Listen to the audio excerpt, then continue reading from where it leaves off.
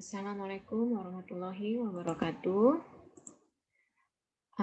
Untuk pertemuan kali ini kita sudah memasuki pertemuan terakhir ya. Jadi sekarang kita sudah memasuki pertemuan ke-15. Berarti ini adalah materi terakhir yang akan saya sampaikan untuk mata kuliah pariwisata dalam arsitektur. Sehingga pekan depan sesuai dengan schedule kita bisa melangsungkan ujian akhir semester. Jadi saya harap kalian pelajari semua materi yang sudah saya sampaikan, terutama materi-materi pasca UTS. Dari pertemuan ke-9 sampai dengan ke pekan ke-15 ini. Oke, untuk materi di pekan ke-15 ini temanya adalah tentang peran era digital terhadap perkembangan pariwisata di Indonesia. Nah, jadi di sini ada peran era digital. Kenapa? Apa hubungannya dengan arsitektur? Oke, nanti akan saya lanjutkan. Jadi memang dari tahun 2019 itu sudah ada program strategis dari Kemenpar atau Kementerian Pariwisata dari pemerintah ya. Jadi di sini ada program Go Digital yang dimana merupakan salah satu program strategis Kementerian Pariwisata dalam upaya memenangkan pasar di era industri 4.0 demi mencapai target 20 juta wisatawan mancanegara di tahun 2019. Nah, ini perlu dicatat target di tahun 2019. Tapi apa mau dikata, ternyata di tahun 2020, memasuki 2020 itu awal-awal tahun kita dihantam badai COVID-19 ya. Sehingga mungkin target ini akan sulit tercapai untuk 1, 2 atau bahkan mungkin sampai tahun depan gitu ya. Sampai badai COVID ini benar-benar berakhir, maka industri pariwisata khususnya target marketnya yang wisatawan mancanegara ini agak sulit untuk dicapai. Nah, selanjutnya adalah Tourism 4.0 akan menyasar target generasi milenial yang saat ini mencapai 50% dari keseluruhan wisatawan inbound ke Indonesia. Nah, memang ada pergeseran ya, pergeseran tren dari zaman saya dulu remaja sampai dengan anak remaja zaman now. Kalau zaman saya remaja dulu, ketika anak-anak remaja dulu punya uang lebih gitu ya, which is itu jarang, kecuali mereka memang anak pengusaha atau anak pejabat gitu ya. Nah, mereka lebih mungkin pada zaman saya dulu kalau punya uang lebih itu lebih banyak ditabung gitu ya, nggak banyak pilihan. Jarang yang pilihannya adalah jalan-jalan keluar kota atau mungkin staycation di mana gitu ya, atau mungkin wisata kuliner itu tuh sangat jarang gitu. Tapi zaman sekarang itu udah semacam tren gitu ya. Dengan adanya kemajuan teknologi, dengan cepatnya informasi, dengan media-media sosial, dan bagaimana ada kebutuhan saat ini, kebutuhan untuk eksis di medsos gitu ya, untuk anak-anak muda zaman sekarang, anak generasi milenial itu ada kebutuhan untuk diakui di media sosialnya. Nah, sehingga makanya di sini Kemenpar ini melihat di situ ada celah, ada peluang untuk go digital di bidang pariwisata ini. Oke, saya lanjutkan. Nah, dalam industri pariwisata, perubahan perilaku wisatawan itu terlihat ketika search and share 70% sudah melalui digital. Jadi memang sekarang pariwisata itu sebagian besar dilakukan secara digital. Untuk cari objeknya, untuk cari hotelnya, untuk cari pesawatnya, mungkin untuk menuju ke sana. Nah, itu semuanya kita searching. Bahkan sampai pembelian tiket ke objek-objek wisatanya, untuk yang objek-objek wisata yang sangat terkenal di luar negeri itu sudah melalui secara digital ya, bisa beli online. Sampai di tempat kita tinggal tunjukkan bukti tiketnya dari aplikasi ataupun yang di email, maka kita udah bisa masuk gitu. Nah, saya share sedikit beberapa waktu lalu sebelum pandemi, tepatnya memang saya sempat waktu itu jalan-jalan ngajak anak-anak saya ke Singapura. Nah, pada saat itu memang semuanya saya browsing dari sini, dari Indonesia. Sampai saya beli kartu SIM card di sananya itu saya beli lewat salah satu portal pariwisata ya, portal wisata. Traveloka. Pada waktu itu saya beli dari Traveloka, terus tiket-tiket masuk ke objek wisatanya saya juga beli dari Traveloka. Bukan iklan ini ya, tapi memang lebih banyak di situ. Tapi untuk hotel saya nggak lewat Traveloka, lewat portal digital yang lain gitu, karena harganya lebih murah. Pesawat juga sama, saya juga cari semuanya dengan digital.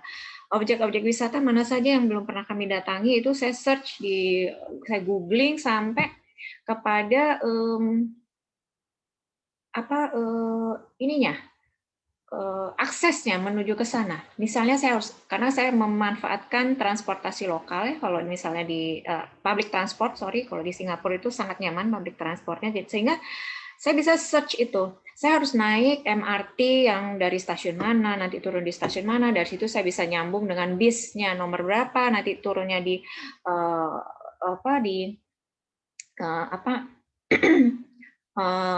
terminal yang mana, atau mungkin di titik poin yang mana gitu. Itu sangat mudah.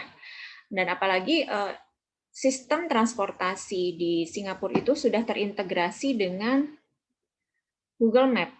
Sehingga ketika kita search lewat Google Map itu ada pilihan ya, mau pakai mobil, mau pakai motor, atau dengan public transport. Public transportnya kita tinggal pilih di Google Map itu.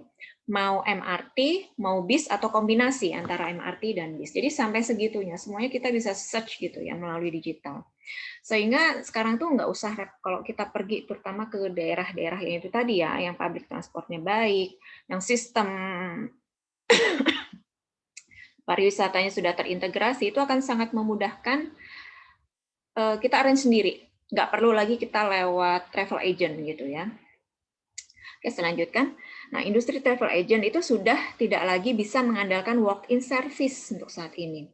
Untuk reservasi tiket dan memilih paket wisata, semua sudah berubah dengan digital, dengan adanya portal-portal pariwisata seperti Traveloka, Agoda, dan banyak lagi ya, pergi-pergi.com lah, terus apa lagi lah gitu ya, macam-macam.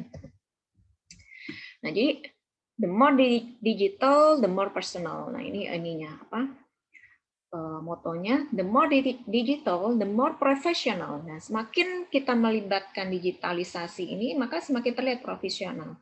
The more digital, the more global.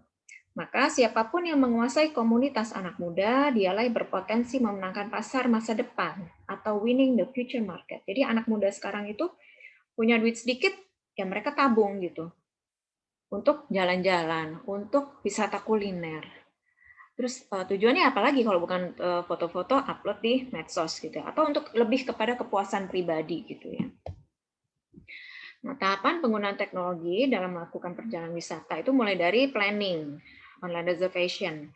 Nah, saat ini seorang melakukan perjalanan itu reservasi tiket pesawat hingga penginapan itu mayoritas menggunakan online reservation. Bahkan sekarang sudah ada tren lagi, orang yang punya kamar lebih di rumahnya itu bisa disewakan dalam seperti hotel, layaknya hotel. Itu ada dipasarkan melalui sama aplikasi-aplikasi online, misalnya BNB, terus atau ada apa lagi ya namanya, air apalah gitu. Nah, itu yang salah satu yang terkenal ya BNB itu biasanya. Nah, itu benar-benar sangat memudahkan. Fasilitasnya mungkin atau dari segi kebersihan dan kenyamanan tidak kalah dengan hotel, tapi harganya bisa di bawah hotel gitu ya. Nah, selanjutnya hadirnya aplikasi-aplikasi penunjang online reservation yang memberikan kemudahan dalam pemesanan sehingga sangat diminati oleh masyarakat di era digital ini. Nah, dalam perjalanannya mobile phone the best co-pilot. Nah, ini memang. Jadi akhirnya kita attach banget sama mobile phone ini. Nggak bisa lepas gitu. Kembali ke pengalaman saya yang kemarin itu, terakhir ke Singapura itu, karena benar-benar saya arrange sendiri. Maksudnya saya nggak bergantung sama travel agent kah atau kenalan di sana, tidak. Jadi ya, tapi nggak bisa lepas dari mobile phone memang. Ketika saya mau dari satu tempat ke tempat yang lain, saya mesti buka Google Map. Terus misalnya mau beli apa, kalau bisa online, maka saya harus search dulu gitu. Atau mau kemana kita search dulu ya. Jadi kita sangat attach gitu ya, sangat tergantung. Belum lagi semua tiketing segala macam kan dalam bentuk PDF atau dalam bentuk di aplikasinya. Jadi mau nggak mau kita harus menunjukkan mobile phone kita gitu ketika mau masuk ke tempat-tempat wisata kah, atau termasuk ketika saya beli SIM card itu saya belinya dari Indonesia, jadi tinggal menunjukkan barcode-nya aja, nah itu harus pakai mobile phone nunjukinnya. Nah, jadi hadirnya smartphone itu menjadi pemandu terbaik dalam melakukan perjalanan wisata. Sekarang siapa sih yang nggak punya smartphone? Anak SD aja pada punya smartphone gitu ya.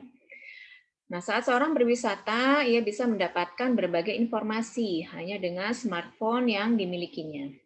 Mulai dari tempat wisata yang dikunjungi, cara menuju ke sananya seperti apa, tempat makanan khasnya itu apa saja, sampai ke tempat beli oleh-oleh.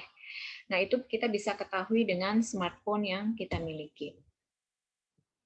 Nah, setelah perjalanan, lalu ada post trip nih ya, sharing is living. Nah ini, sekarang ada kebiasaan baru, sharing semua hasil perjalanan kita. Sharing itu merupakan kehidupan gitu ya. Nah ini karena adanya media sosial tadi. Nah maraknya media sosial saat ini merubah pola hidup masyarakat. Jadi orang itu suka share sesuatu, suka posting kegiatan kita gitu ya.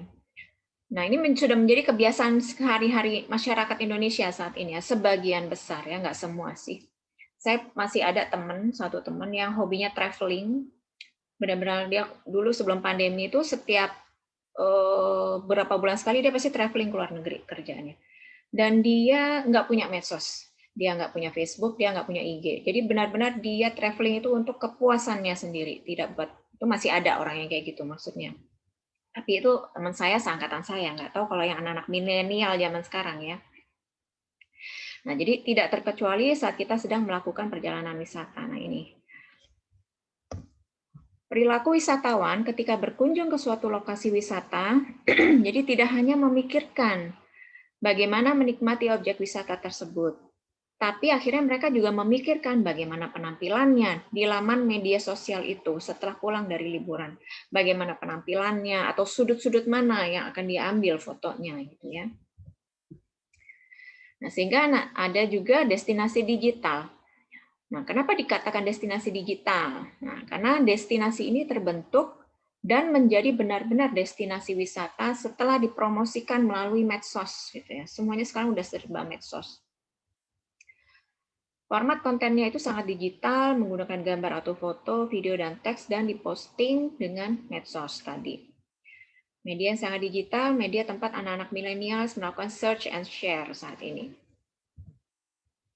Nah, di mana peran arsitektur hubungannya apa? Ya itu tadi, karena ada keperluan untuk exposing sesuatu, dan sekarang semakin cepat penyebarannya gitu ya. Kadang-kadang marketingnya itu ya melalui dari pengunjung-pengunjung ke objek wisata tersebut. Nah, sehingga dibutuhkan ketika merancang sebuah kawasan atau destinasi wisata, yaitu tadi mulai dari perjalanannya, mulai dari sistem transportasinya itu sudah bisa dibayangkan bagaimana kalau itu diekspos di medsos gitu. Apa yang bisa dieksplor di situ? Apa yang harus diimprove sehingga itu layak untuk diekspos melalui medsos?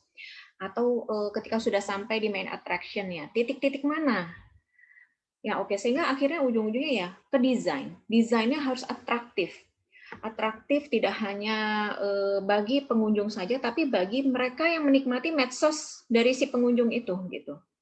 Bagaimana desain itu akhirnya berbicara dengan sendirinya gitu, tanpa perlu si owner atau pengelola dari main attraction itu menggembar-gemborkan atau mempromosikannya atau mengiklankannya secara besar-besaran, tapi dengan adanya pengunjung yang mengekspos melalui medsos-medsos mereka pada titik-titik yang itu tadi yang instagramable, yang titik-titiknya memang eksotis untuk dieksplor. Nah, itu sudah dengan sendirinya desain itu sudah berbicara, dan disitulah perannya arsitek gitu ya, sudah memikirkan gitu ya. Nah, jadi sektor arsitektur ini dan arsitek sebagai kelompok adalah stakeholder yang sangat penting bagi sektor pariwisata dan ekonomi kreatif. Sektor pariwisata tidak mungkin berkembang tanpa karya arsitektur yang memiliki nilai kegunaan, kekuatan, keindahan, dan estetika. Nah, ini yang masuknya peran arsitek itu di sini. Gedung atau ikon arsitektur juga bisa menjadi daya tarik wisata yang stand alone. Stand alone dalam artian dia tidak terikat dengan daya tarik wisata yang memang secara alami gitu ya. Jadi membangun gedung atau gedung yang ikonik itu saja sendiri sudah bisa menjadi objek wisata atau akan membuat adanya daya tarik wisata tersendiri. Nah, ini adalah artikel yang saya ambil dari kompas.com ya dengan judul Memperkuat Perjodohan Arsitektur dan Pariwisata. Nah, sehingga tantangan arsitek salah satunya adalah bagaimana mendesain suatu objek wisata atau fasilitasnya yang instagramable tadi. Seperti apa sih?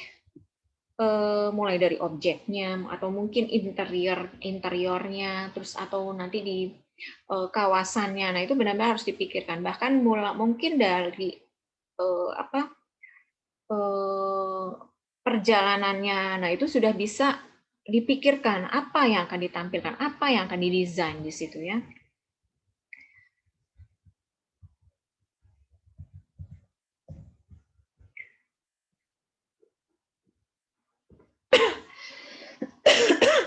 Ini tadi ya. Nah, ini dilanjutkan dari artikel yang tadi. Selain mengolah lokasi wisata dengan karya-karya baru sesuai dengan perkembangan dan keperluan zaman, jadi tugas arsitek juga untuk melestarikan warisan budaya dan sejarah arsitek Indonesia. Warisan budaya dan sejarah ya. Nah, di sini para arsitek berperan dalam menjaga agar warisan budaya khususnya dalam bentuk karya bangunan itu tetap terjaga gitu ya. Nah, ini adalah beberapa contoh bangunan atau sudut-sudut yang tadi ya, yang instagramable gitu, yang bisa dieksplor. Dan mungkin contoh-contoh yang lain akan lebih banyak lagi. Oke, kurang lebih seperti itu gambarannya tentang materi kali ini. Mudah-mudahan bisa dipahami. Dan saya harap penjelasan saya ini kalian rangkum ya, kalian bikin resumenya, nanti langsung aja diupload di laman yang sudah saya buat di Google Classroom sebagai bukti kehadiran. Jadi sebagai bukti kalian sudah menyimak penjelasan saya. Oke, mudah-mudahan bisa dipahami. Maka saya akhiri pertemuan kali ini. Terima kasih sudah menyimak. Subhanakallahumma wa bihamdika asyhadu an la ilaha illa anta astaghfiruka wa atubu ilaik. Saya tutup. Assalamualaikum warahmatullahi wabarakatuh.